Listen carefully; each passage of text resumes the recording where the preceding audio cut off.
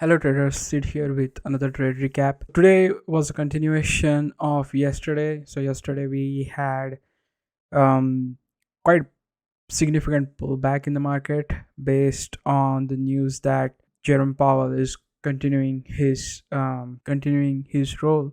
With that, like market kind of sold off yesterday, and today also we saw the similar price action like yesterday. Like everything pumps up in the morning, and as market opens, everything sells off. So today I started my trading with Neo, and I just traded like few shares, like just 200 shares in 50 shares fragment. The reason behind that is like I couldn't catch this drop, and I just traded like 10 shares over here, and I was expecting it to pull back a little bit more, but that didn't happen. It reversed from $41 and reached to $43.12 during this parabolic move.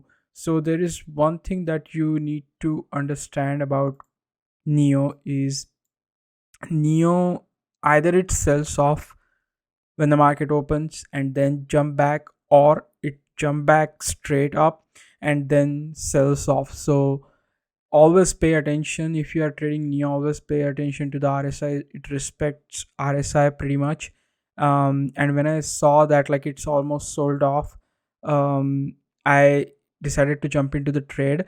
But what I did is like instead of buying 100 shares or like 50 shares at this point, I was just trading with 10 shares. And I guess that's where I went wrong, because after this initial drop off, it just went straight up to the moon and gave back like a $3 move, $2.12 move, which is quite nice, to be honest, like getting that move. And the other thing that I want to mention about Neo, since most of these electric vehicle companies or EV companies, they try to follow Tesla's trend.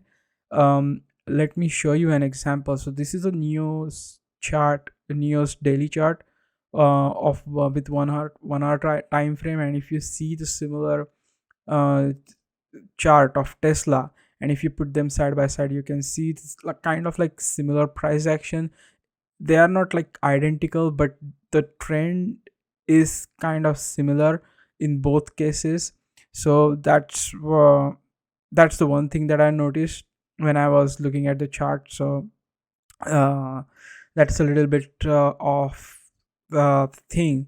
If you are trading with Neo or any other electric company, just pay attention to the Tesla's price action, and probably you can predict your trade or enter your exit point um, with maximum profit. So that was the trade. And on that trade, like I guess I traded all the way to the upside over here, but I didn't catch the whole move, didn't timed my entry and exit to gain maximum profit. So just on like $14.84. So the next trade that I took was on Nvidia, and Nvidia was kind of like after yesterday's sell off, I was expecting more sell off, but before that I was expecting some bullish price action over there, and it did gave us that bullishness right when the market opens. And after that it continues, it sold off pretty much to from 320, no, it's like 323. What's the high? 322 to 310. That was like a good drop, $12 drop, but I couldn't catch it over there.